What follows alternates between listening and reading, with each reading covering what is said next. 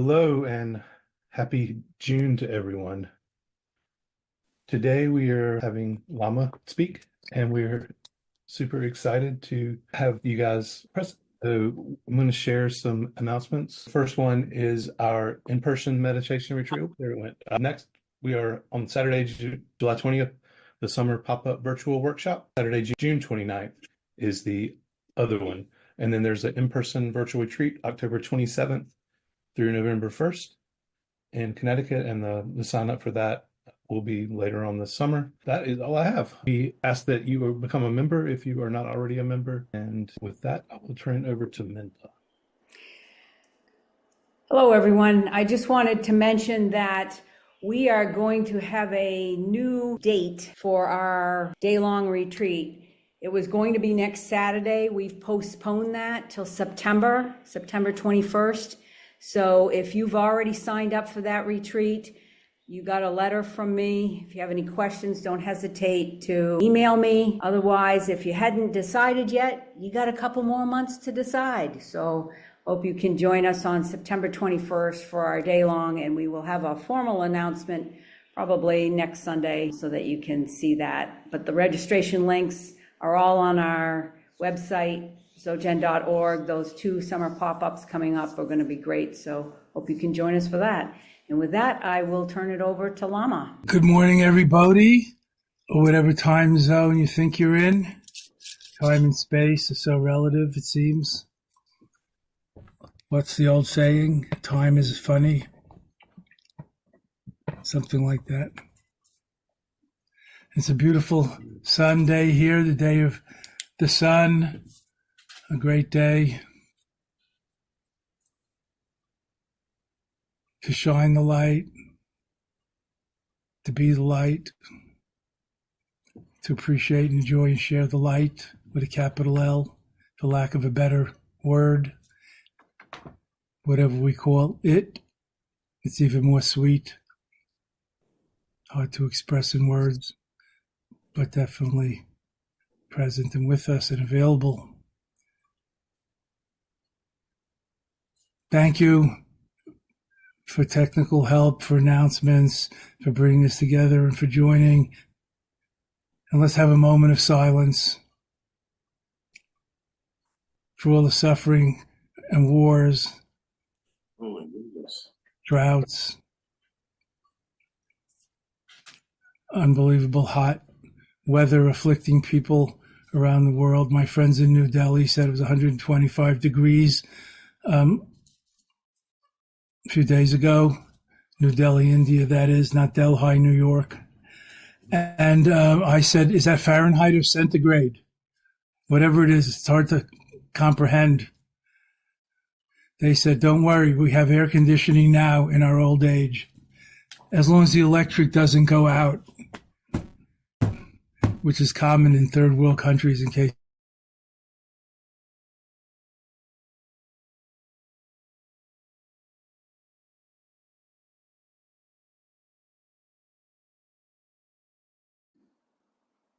Lama, you're muted. I've been talking for 3 minutes. Well, you didn't miss anything. Now we can have a moment of silence for all the things that I reminded ourselves about. Opening our hearts and prayers to them all. People suffering all over the world. War, heat, drought, starvation, etc.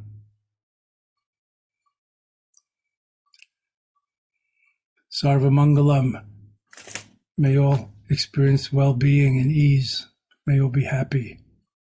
May all be peaceful. Sarva Mangalam, as Buddha called it. Sarva Mangalaye.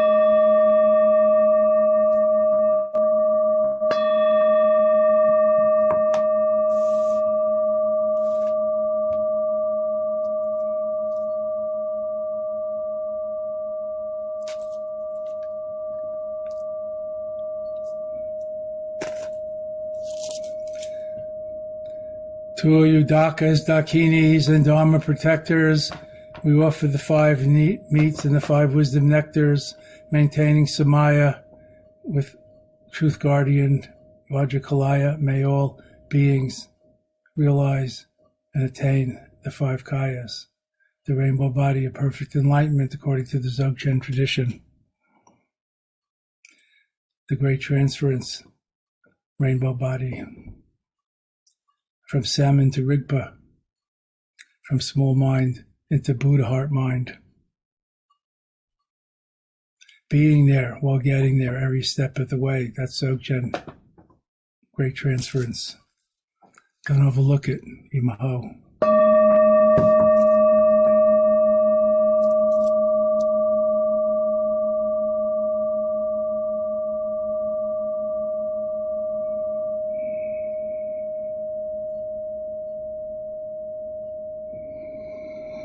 Ah, how sweet it is.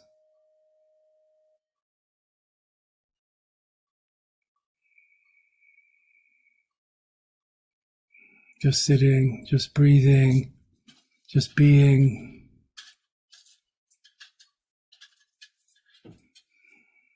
Coming home to ourselves, meeting the moment, being present, attentive, with lucid presence of mind, incandescent presence of mind, rather than absent-mindedly stumbling heedlessly, mindlessly through life, having all kinds of so-called accidents.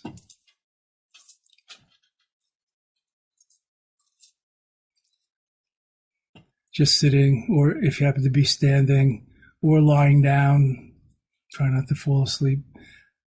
Just sitting, just breathing, just awareing the 3 jewels on the practice level. Embodiment,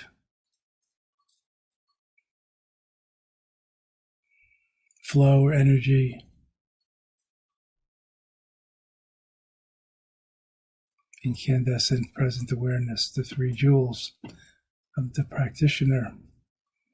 The 3 yogi jewels, not the 3 Jews, me, myself, and I, as I like to joke. It's no joke.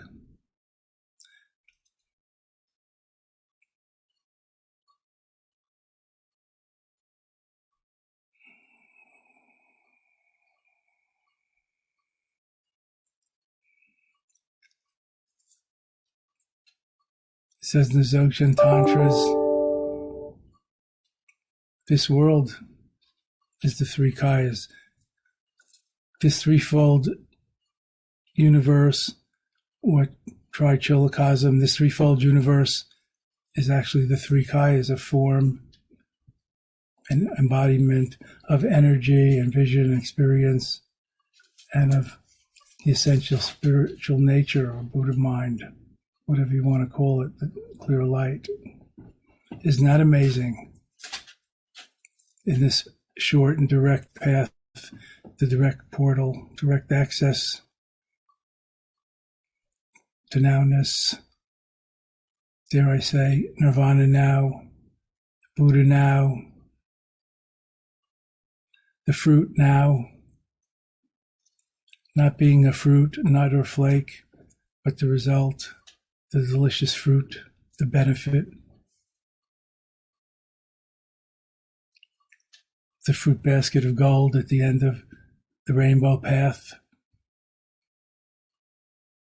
The whole path, it's all that, not just some myth at the end of some linear concept of the path. A rainbow is a circle if seen from above, from a plane, not an arch with beginning and end. Check it out.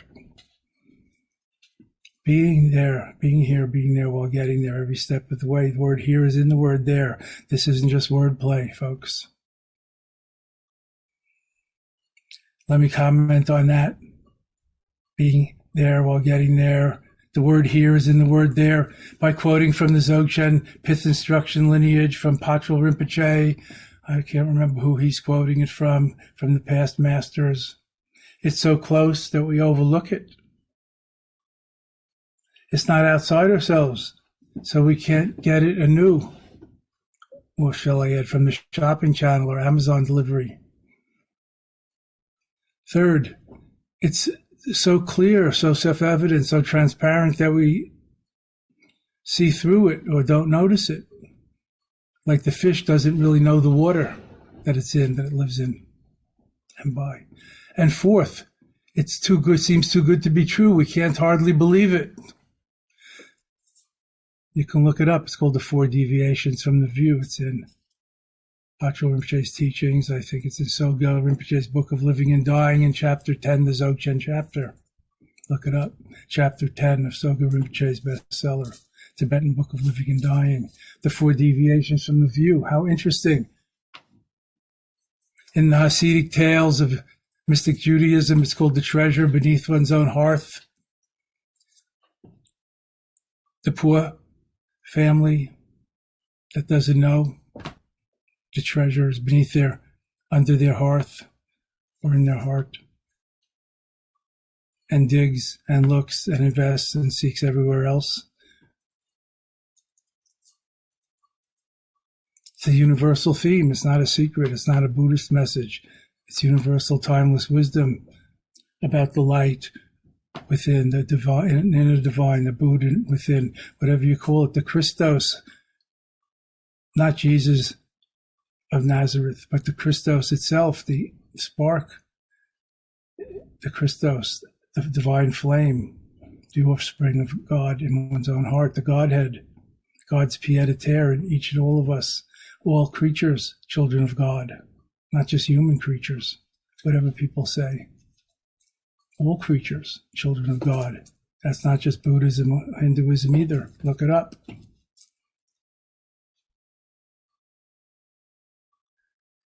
My late great friend and mentor and spiritual pioneer in the Western world, Baba Ram Dass. So important to us all. Of the spiritual renaissance since the 50s and 60s and 70s, and Eastern thought coming to the West and spanning the globe, bridge building, connecting, interconnecting, interbeing. Ram Dass used to say, people look for God everywhere, except where it's to be found in one's own heart and inside.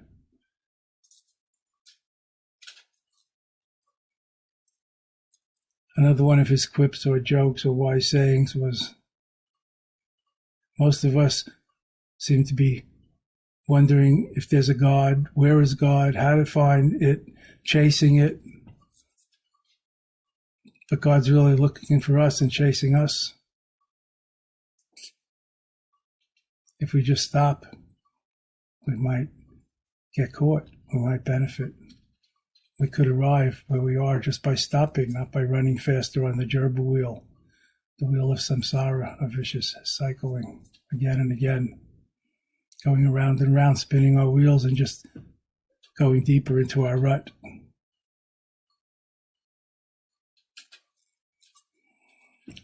So turn the spotlight, the searchlight within, as Gandhi said, not narcissistically, egotistically, but just for a moment, just to counterbalance our extreme extroversion, materialism, looking outward, modern education, science, the, centuries of technology and all that, and losing touch with interiority.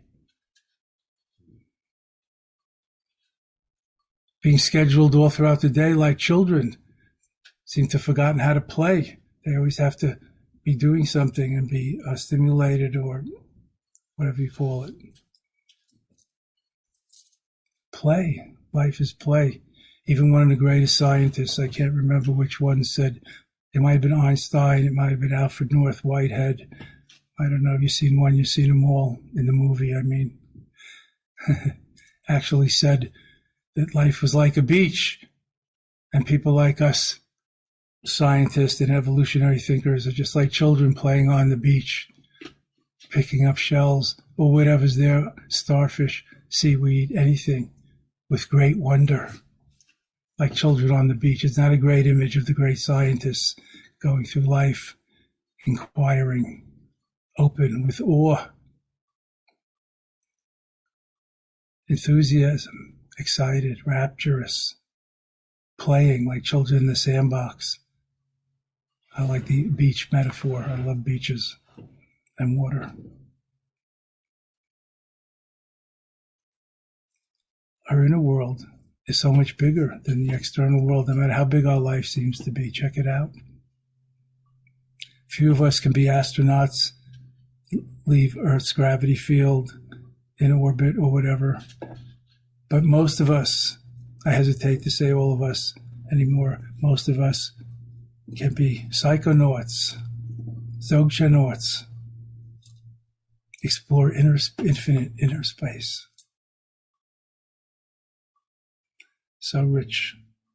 Get to know ourselves better. You might like it. Nothing to fear in there, whatever you might think. Shadows, even shadows are nothing but light, the dark sides of our psyche. There's no such thing as darkness alone. It's only more or less light, more or less electrons moving and energy being shed. It's like hot and cold. There's no such thing as cold. It's just heat or lack of it. Check it out. Study your science like I do. Look into the Reader's Digest or wherever you go for your facts.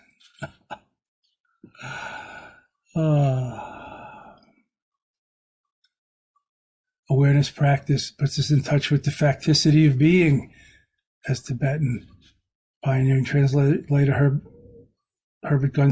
Professor Gunther calls it, facticity, instead of getting hung up with English words like truth and reality, so slippery. The isness of being, he's trying to translate these Buddhist words like tathata, isness, thusness. Sounds like English, but not really. What does it mean? Find out for yourself. Only you know when you're faking it or for real. And if you don't know, it could be helpful to find out. So just sitting, just breathing, just being as we already are. Nothing extra to get rid of, nothing to find or add or buy or acquire or collect. As Nyosho Kempo Rinpoche says in one of his poems or songs, often quoting from Longchenpa's many writings and poems and songs of enlightenment, dohas, spontaneous songs of enlightenment, dohas.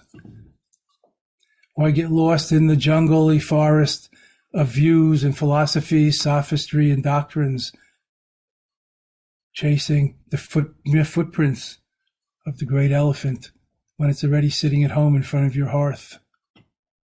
Come home to yourself, friends. Take the backward step. Just sit, just breathe, just be. Three co-simultaneous steps to the inherent freedom and completeness, wholeness, wellness of being. Perhaps that's the ultimate therapy. Check it out. 3 steps to the inherent wholeness and wellness of being. Just breath, only breath, this moment, only moment, seeing through a momentary, dreamlike perceptions and experiences, feelings and physical sensations, watching things arise and fall, come and go, like mere ripples on the stream of consciousness, mere waves in the sea of being, yet the sea remains unchanged, just a little surface phenomena, unchanged in its depths. The great sea never leaves its bed, as we like to say, whatever the weather is on the surface.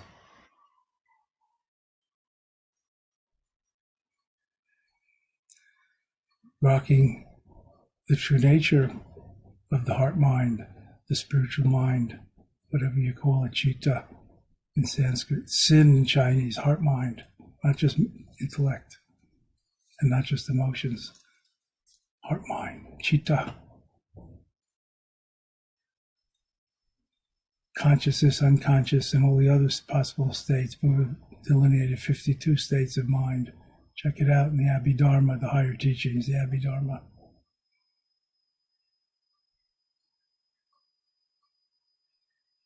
just watching the show. Best show in town, only show in town, nowhere to go. Imaho. Right now. And how? I love it. Thank you.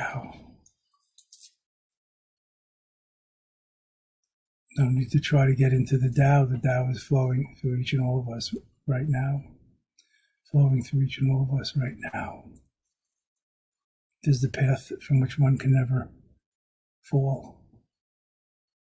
Although you might fall asleep on your feet.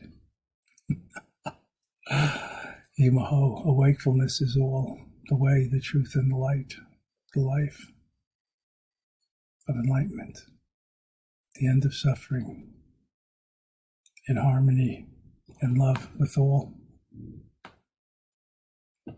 the heart of the matter, the innate great completeness, Dzogchen, great perfection, Imaho. Wondrous, miraculous, Eureka, Hallelujah, Amen. Swaha.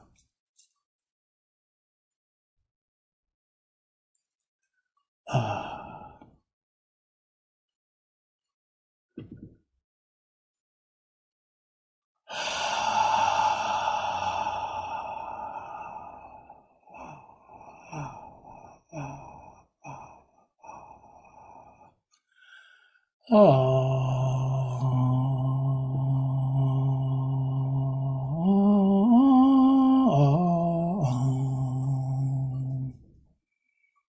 May the force be with you. The Tao, the flow, the zone, authentic being, beyond doing or not doing. Imaho. Enjoy the non-meditation of Kuntazampo, the Buddha in your own seat. Imaho. Kuntazampo. I love you. Thank you. Kuntazampo gets a gong for all good behavior.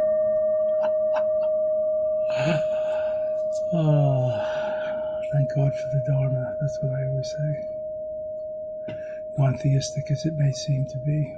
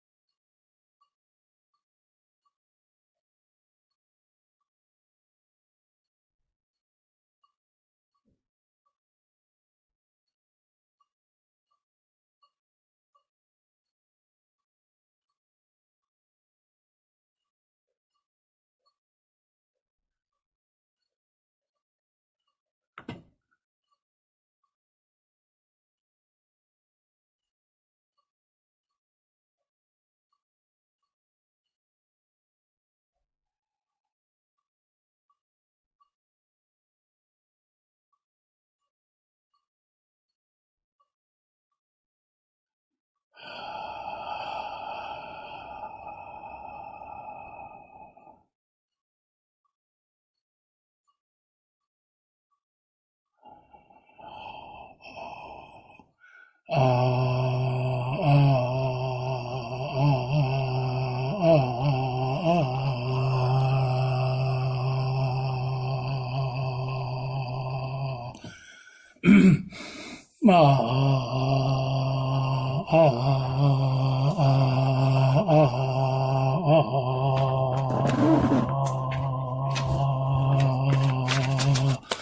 five ahs of the Dzogchen mandala.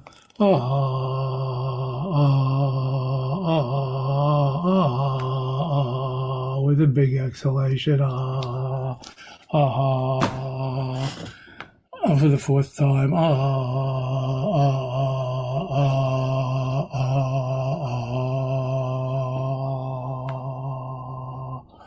And once more.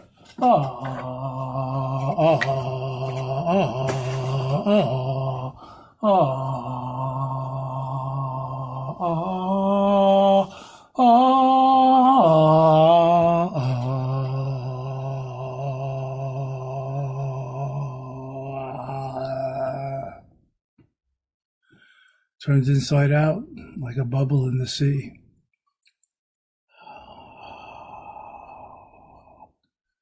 Seeing through yourself. No need to pop the bubble of ego in the sea of being, of awareness, of Buddha mind. See through yourself and be free. Oh, bubbles. Oh, bubbleheads.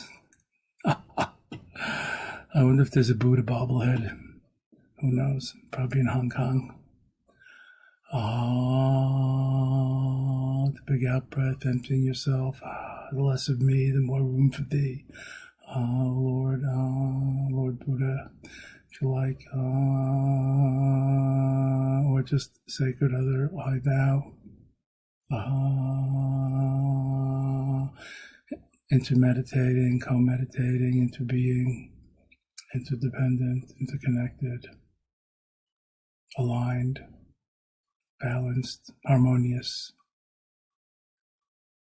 into being.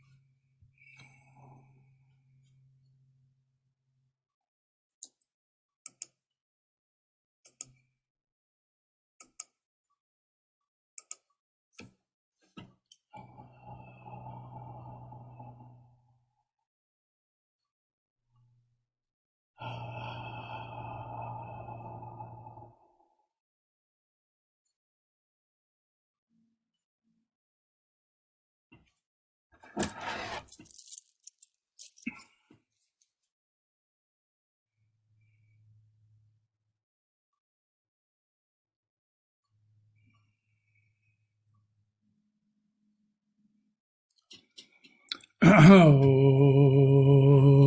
Mani Padme Hum. Om Mani Padme Hum. Om Mani Padme Hum. Om Mani Padme. Mantra number 3 here. Om Mani Padme Hum. Om Mani Padme Hum. The 6-syllable mantra of Tibet. Om Mani Padme Hum. Om Mani Padme.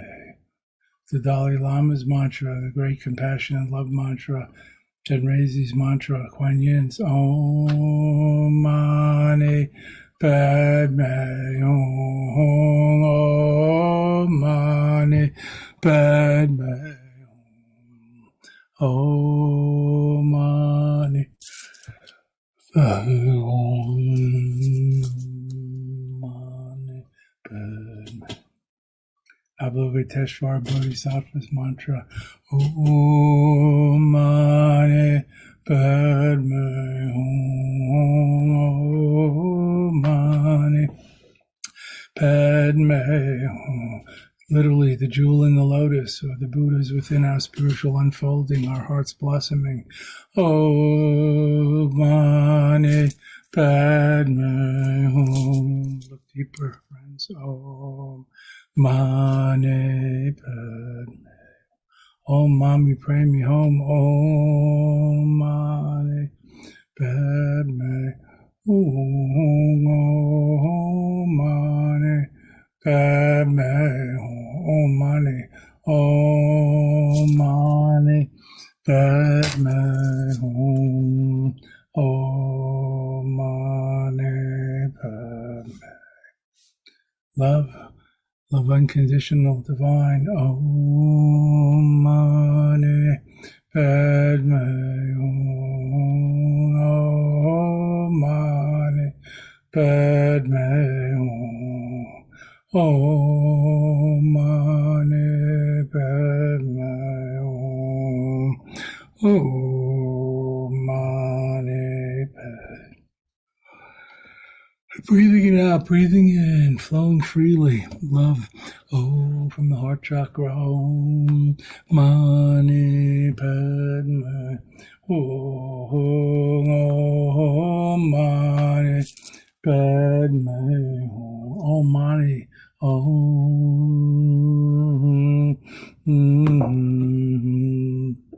Padme Hum. Om Mani Padme. May all beings be content, happy, well. Om Mani Padme Hum. Om Mani Padme Hum. May all be awakened, liberated, free. Om Mani Padme Hum. Om Mani Padme. Peace in the world, outer peace, inner peace. Om Mani Padme Hum. Om Mani Padme. Shanti, peace, harmony, acceptance. Om Mani Padme Hum. Oh. Amen.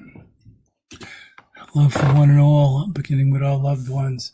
Om Mani Padme Hum. Om Mani Padme Hum.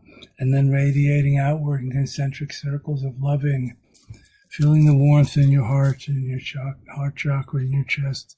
Oh, melting. Oh, hardness. Frozen. Padme. Oh, Mani Padme. May all beings be healed and whole again. Om Mani Padme Hum. Mani Padme Hum. May this planet itself be healed, rebalanced, restored. Om Mani Padme Hum. Oh, compassion for all who suffer, feeling with them. Empathy, the root of compassion. Om Mani Padme Om Mani Padme. Feeling with them, resonating together, moving in tune, in harmony, aligned. Om Mani Padme Om Mani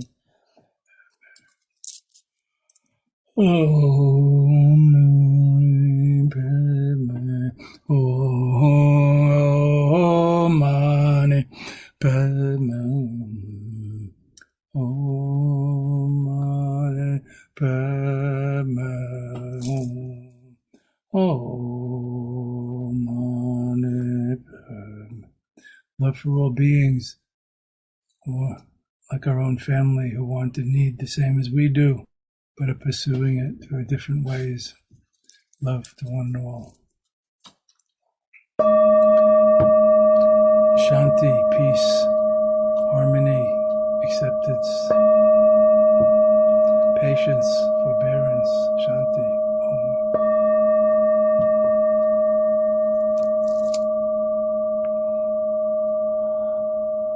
Om.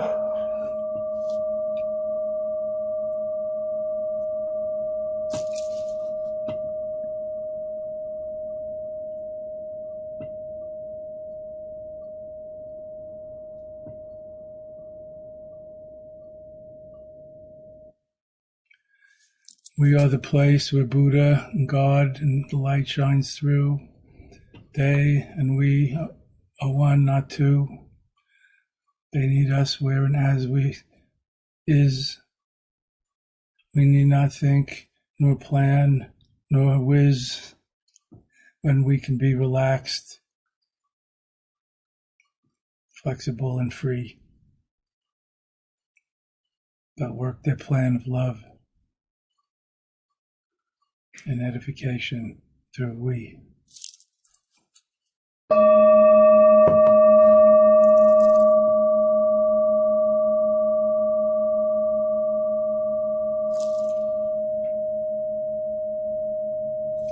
And homage to the Buddha, the light, the God, the goddess. In your seat, don't overlook them.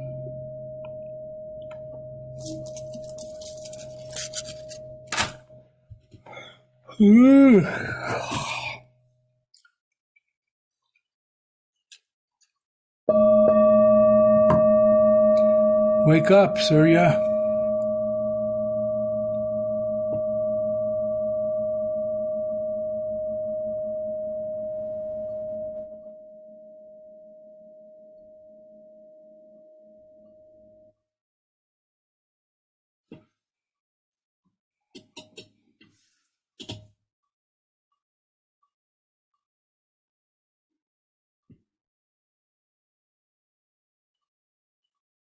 It's challenging to talk in our customary, let's call it 20th century English, without running afoul of current trends in gender, pronouns, and other things.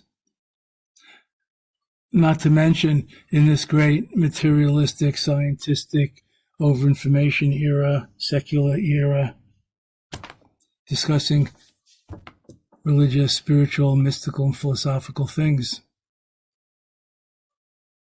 When words like God, truth, reality, enlightenment, even love with a capital L, are so hard to define, though everybody talks about them. I see them more like placeholders for something we have yet to really penetrate and grok and take in and make part of ourselves and understand, not to mention realize and fulfill all that we are and can be. Anyway, not to harp on that, but one is aware of those things.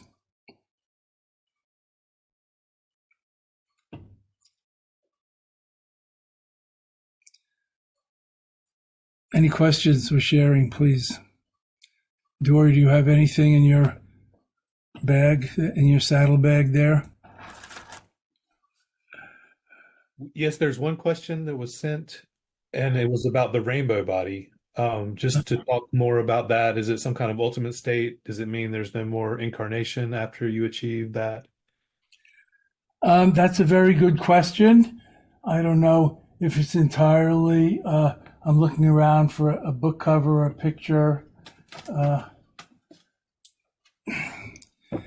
That's a very esoteric part of Vajrayana Buddhism, the rainbow body, Jalu Powachembo, the rainbow body of great transference. It's even said there are 3 different kinds. I mean, you can look these things up, I guess. Everybody has some opinion, precise or not, on Wikipedia and elsewhere. According to Tibetan Dzogchen tradition, as I understand it or studied it or whatever, as my teachers taught it, the rainbow body of great enlightenment is the ultimate fruit of Dzogchen practice, of Trengchen Togel practice, of Dzogchen practice. It's called the 5 Kaya rainbow body. So theoretically, since you asked about more rebirths, that's not something we worry about in the Mahayana tradition of the Bodhisattva vow, which the Vajrayana is based on. Since you asked me an esoteric question, we have to talk in some esoteric terms. Don't worry if you don't know these terms. You're not missing anything. The 5 Kaya rainbow body can emanate in any number of different ways in the different realms of existence, but it's not the same as the wheel of samsara and rebirth according to the winds of karma, according to your nature and nurture, your conditioning, your level of consciousness, your karma and kleshas, etc. There is one book by Father Francis Tiso, an American Buddhist scholar who lives in Italy, who's a priest in the Catholic Church. There, he's written a life of Milarepa. He's written about the rainbow body, and you can find big footnotes and other things elsewhere. It's an esoteric subject, but very interesting. The whole subject of rebirth is very interesting.